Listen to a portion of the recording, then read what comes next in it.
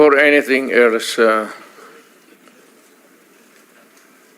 Senator, I'd like to thank the committee for inviting me. Para once and for all, malaman natin ang totoo. So, I would like to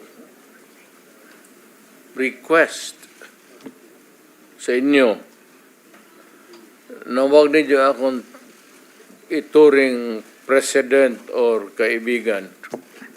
Treat me as a witness and tignan natin kung lalabas yung totoo. So, with your permission, at maraming salamat po sa inyong lahat for inviting me. I'd like to start. My mandate as President of the Republic was to protect the country and the Filipino people. Do not question my policies because I offer no apologies, no excuses. I did what I had to do. And whether you believe it or not, I did it for my country. The war on illegal drugs is not about killing people.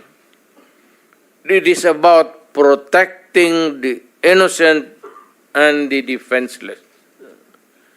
The war on drugs is about the eradication of illegal substances such as shabu, cocaine, heroin, marijuana, party drugs, and the like, as a menace which ruins people, families, communities, and relationships, and tears apart the social fabric which binds society together in peace, harmony, and brotherhood. It is not unlike slogans which serves as calls for a better future, such as the war on waste, war on corruption, and war against climate change. I have always viewed people addicted to illegal drugs as victims and patients requiring medical help and not as criminals. That is why when the war on drugs slogan came into being, coined first as a message to the people of Davao City to stay away from illegal drugs, but at the same time, I had a drug rehabilitation facility constructed in Davao City, a city government expense, manned by Davao City government doctors, psychiatrists, nurses, and health workers, among others, to look after the complete rehabilitation of those addicted to illegal drugs. I believe then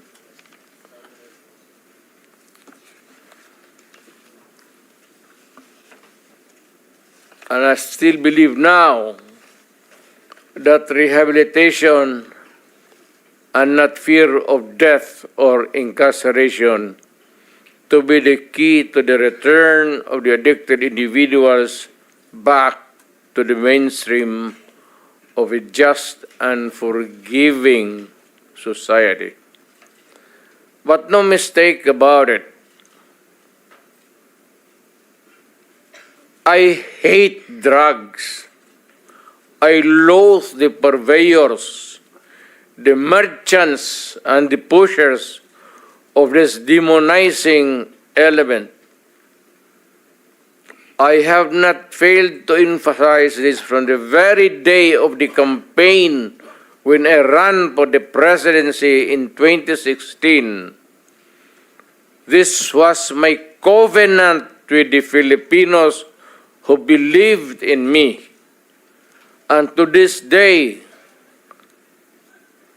must still agree with what in government have achieved. It is unfortunate that drug-related crimes are on the rise again. Every day you can read about children being raped, people getting killed and robbed. And just recently, a drug den was raided within the Malacanang complex.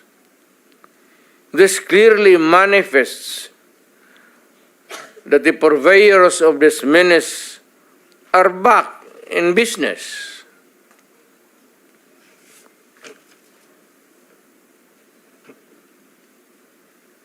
Ano? Gawin natin.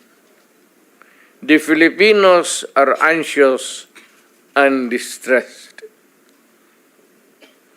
Self-preservation is still the first law of nature. It is instinct. It is recognized in our laws as self-defense. That is why I have always told the police authorities and operatives to be mindful of this basic law of nature. However, I tell them not to abuse their authority and power, and hindi ko talaga pinayagan yung abuso ng pulis o sundalo kailanman sa buong buhay ko and as mayor for so many years and as president in the guise of protecting themselves. But when your very life is placed at risk and it can be snuffed out in a matter of seconds, then and only then must you act accordingly. Repel the aggression only in self-defense. Alam mo, matagal ako nagturo sa aming bayan sa Police Academy. When I was a prosecutor, to augment my income noon bago akong kasal, nagturo ako sa pulis. Ang sinabi ko talaga sa kanila, when you are arresting a criminal, you are not supposed to request him to surrender.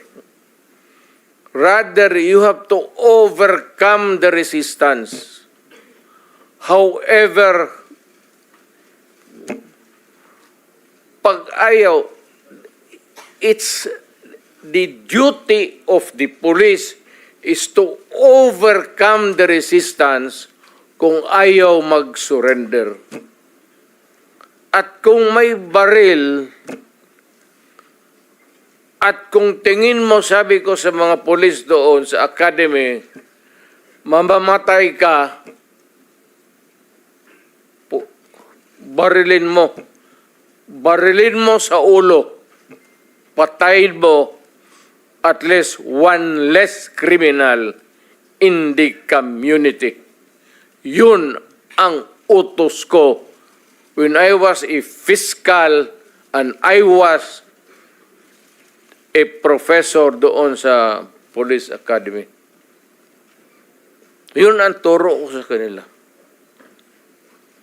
No quarters given, no quarters asked. Criminal ito.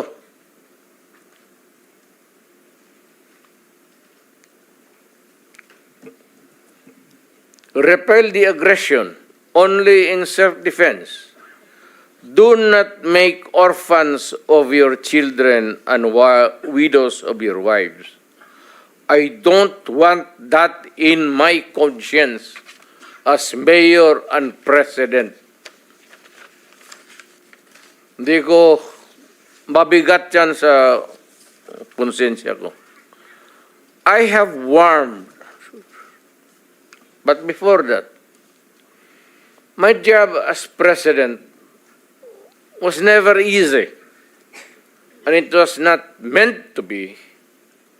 I have tried to do the best I can to address the problem of illegal drugs firmly and without compromise. For all of its successes and shortcomings, I alone take full legal responsibility sa lahat na nagawa ng mga pulis pursuant to my order. Ako ang managot.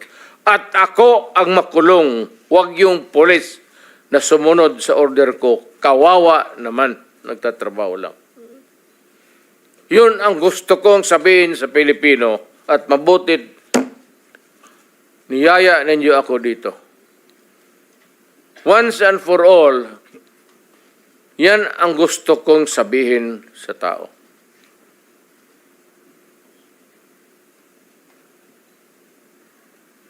I have warned all of you as your president then and as a private citizen now. Drugs will destroy the Filipino. It will destroy my country.